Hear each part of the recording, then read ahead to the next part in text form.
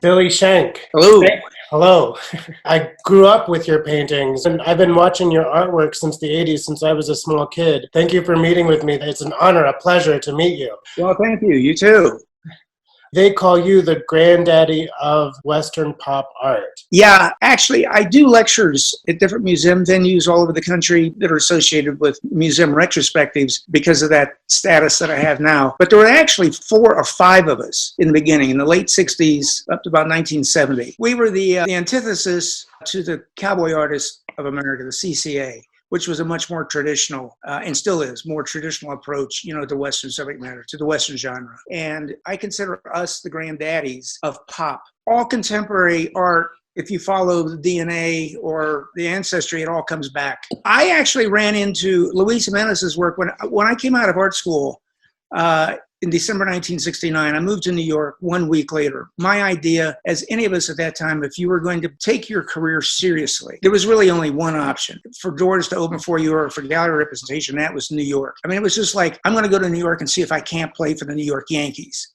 And everything else was AA or AAA. It was in the Bush Leagues, didn't count. So I went to New York, and Ivan Karp from OK Harris Gallery really did help launch my career. Well, simultaneously, he was already representing Luis Jiminez. So I saw Luis's work in 1970, even though Luis was living in New York, but I never met him in New York. I met him after we had all moved back to Arizona, New Mexico. I became familiar with Fritz Scholder's work through Arizona Highways in 1972, 73. He'd been showing internationally, but I didn't know him. I didn't know that until I saw the work in Arizona Highways. Then again, I met him when I moved back out west permanently, 1975. Bob Wade had also been doing work in New York, but he was from Texas, and he moved back to Texas. I met him in Santa Fe when we were all showing with Elaine Horwitch Gallery, and she was both in Scottsdale, Arizona, and Santa Fe, New Mexico. Tom Palmore was another guy who I showed with in New York at Louis Mizell Gallery. He wasn't doing Western subject matter at the time, but he started doing that in the middle, late 70s. I met him, of course, in New York. We ended up showing with Elaine Horwitch later. So, I mean, that's how, I guess, I met these different guys. Yeah, and then we sort of ran around. We were kind of a loose posse, got together, drank too much, did piles of drugs. It was the 70s, it was the 80s. In the late 70s through the 80s, that was the height of the whole art market out here in the West, outside of New York City, outside of LA.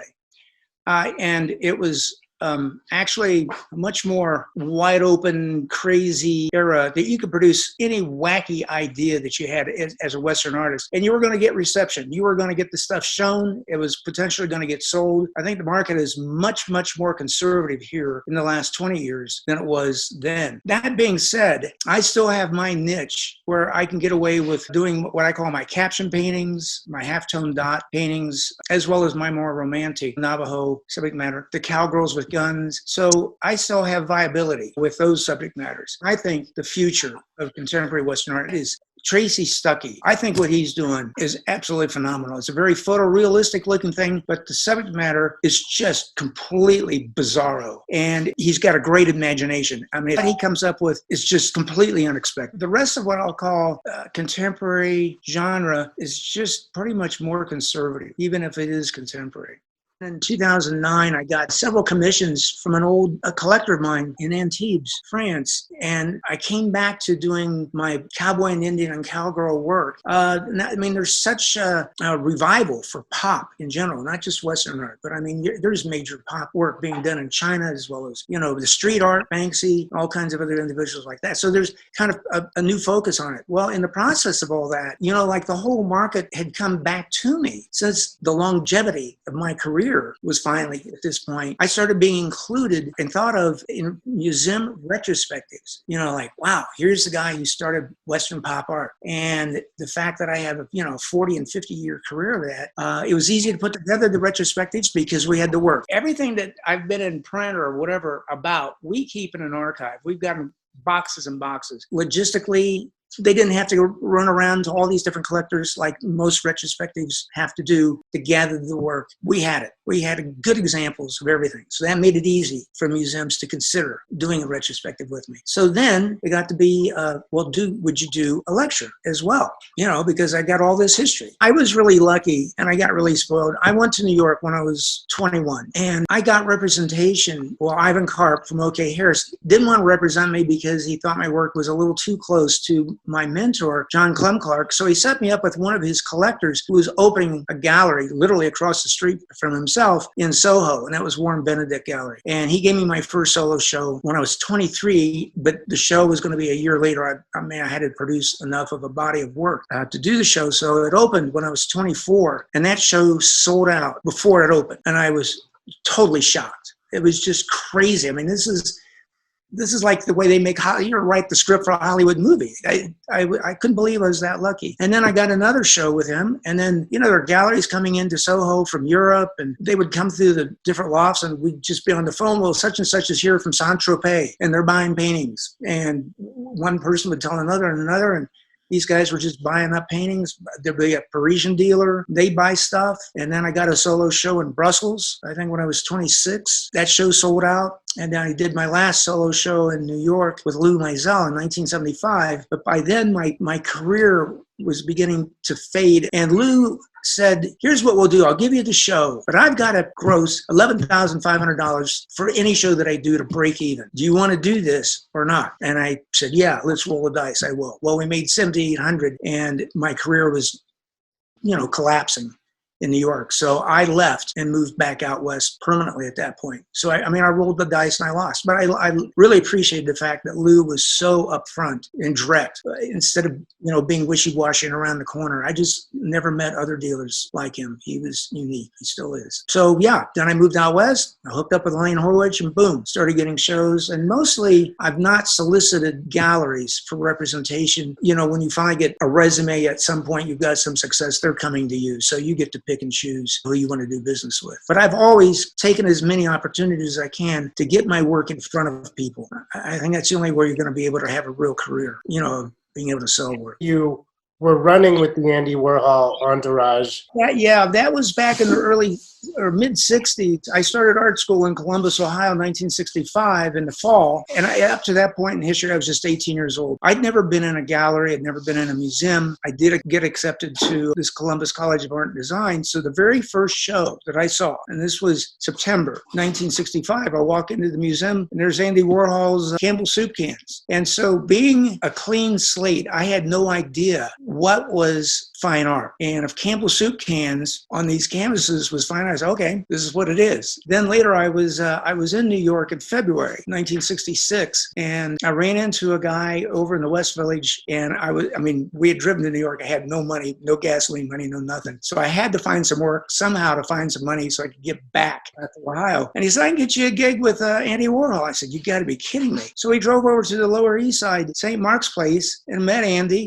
And he said, yeah, sure. Just help us, set up equipment. They're sponsoring the Velvet Underground. And then I didn't have any place to stay either, so I crashed with them. There were 4 or 5 of them all staying in the cold water walk up on the Lower East Side. And I just ran errands. I was a gopher. And every underground famous person in the world was showing up to see the Velvets every night. Of course, I didn't know who any of these people were. I was introduced to a few individuals, but it didn't register with me. I was too young, too naive.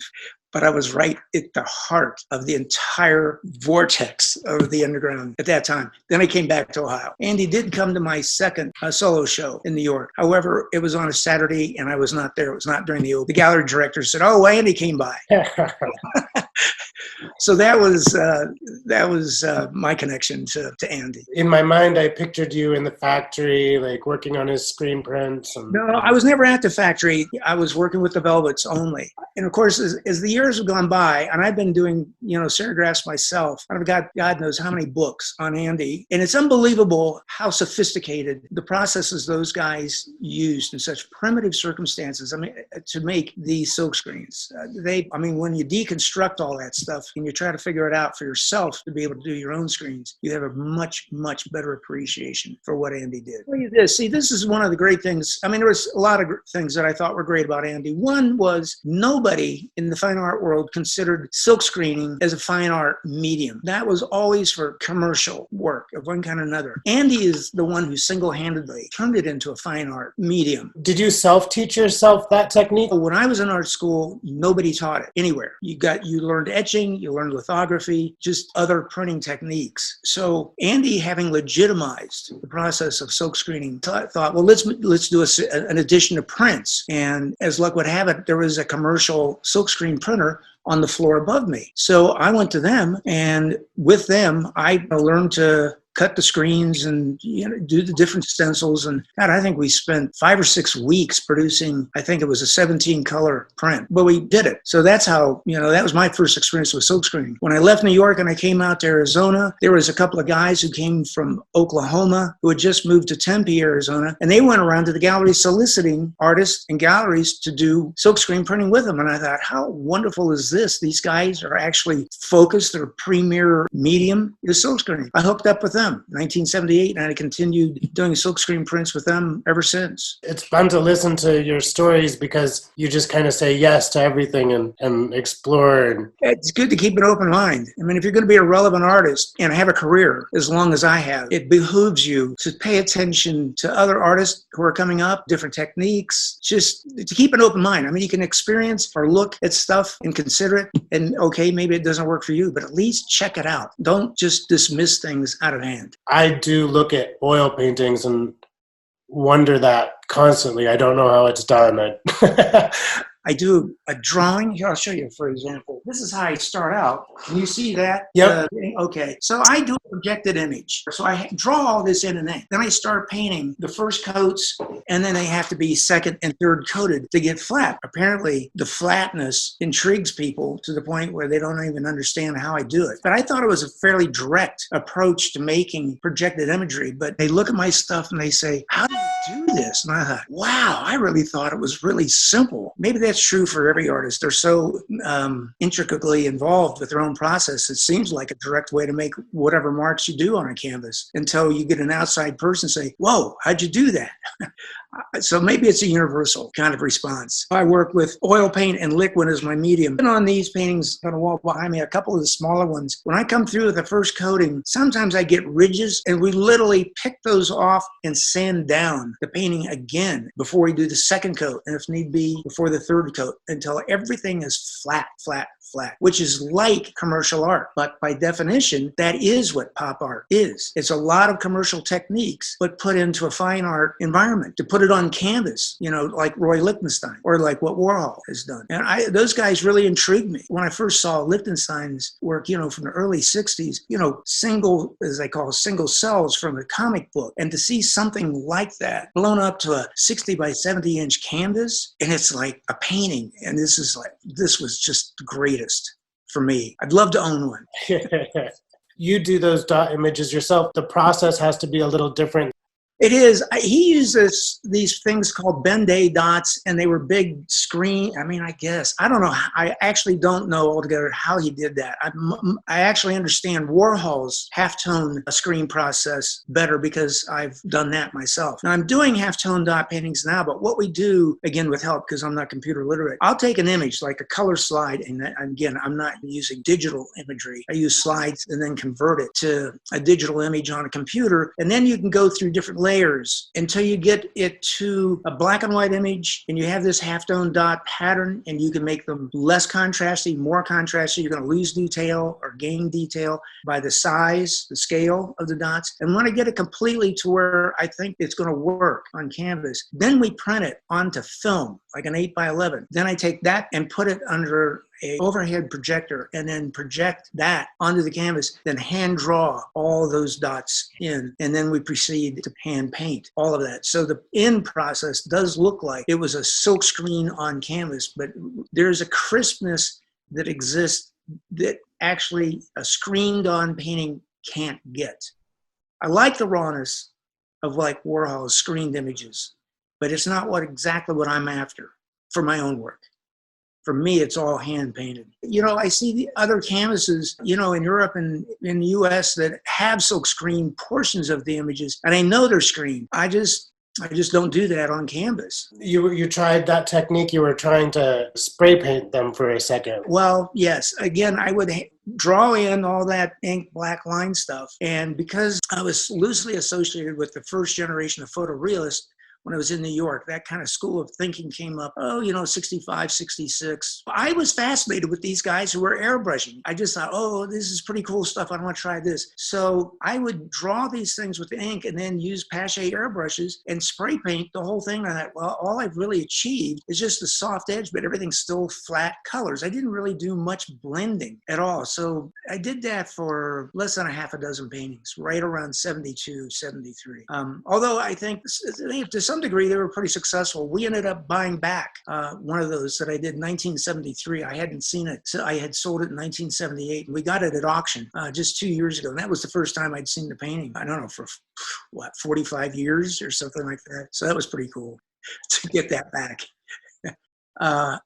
We're in the process of forming a foundation, and I have these retrospective museum shows off and on now around the country, and we want to have really seminal work from every genre, from every period of my entire career. And so, example, when we bought the one that was a painting from 1973, it was really a good one. So we bought that specifically to keep, for the foundation. Others, we buy serigraphs back if the prices are right to resell. I've constantly been aware of and worked my own secondary market. What is the name of your foundation? Well, it's going to be Schenck Southwest. Here at the ranch, we have 17 acres, but the main house is on the State Historic Register and it's on the National Historic Register. It was also built and designed by a world-famous landscape architect. I got it from his estate when he died in 1996. So he's equally got this, legendary career. And I've tried to preserve, his vision as well as my own. I actually have a reputation as a collector as well. So we've decided to try to preserve everything, the house, the property, and keep it intact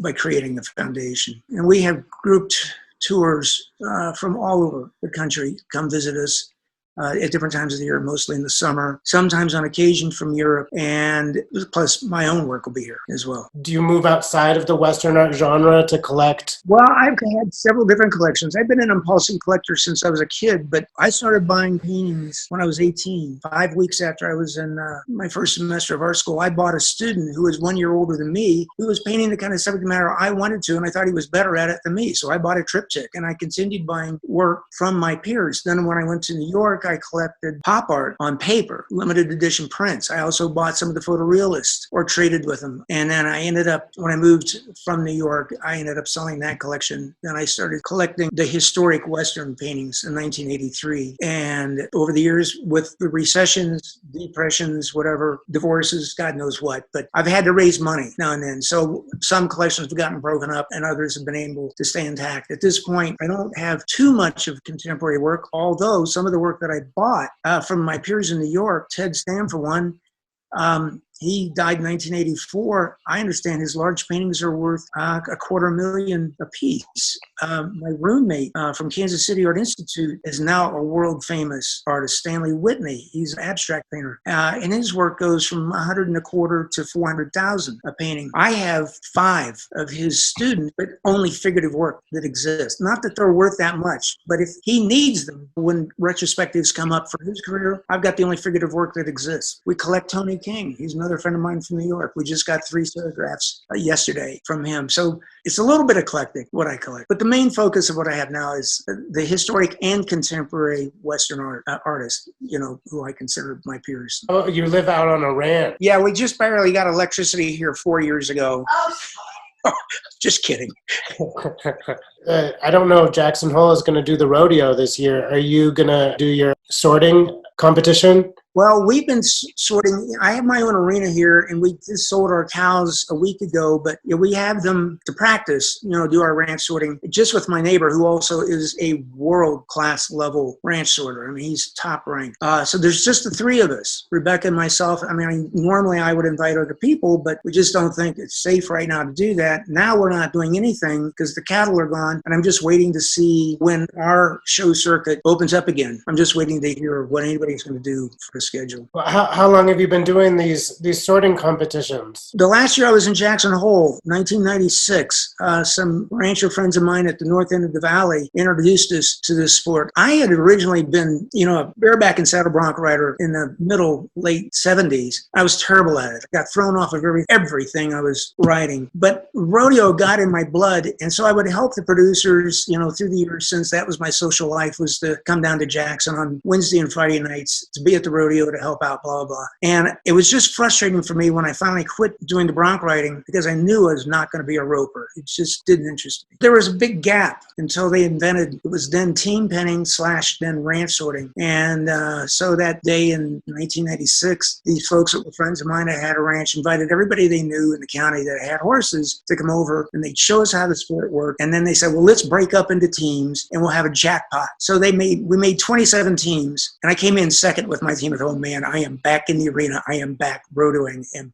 been doing it ever since. And then I won a world championship in 2009 and 4 state championships after that here in New Mexico. So I won a bunch of buckles, saddles, and these are 6 months and sometimes 1 year competition. I mean, as far as point, it's like NASCAR, points accumulated, high points winner at the end of the year. And it's every age, men, women, girls, kids, whoever. I won my last one in 2018, and I'm sure I'm the oldest guy in the state of New Mexico to have won it at 72. So I love the fact that I can still beat any comers. Well, we've covered a lot of ground. Yeah, true. It was really nice to talk to you. And again, I really want to thank you for doing this. Sure. My pleasure. Thank you, Moshe. I appreciate it. Okay. Thank you. You have a good day. You too. Bye. Hi guys, I hope you liked this video. If you guys like this type of content, don't forget to subscribe and like.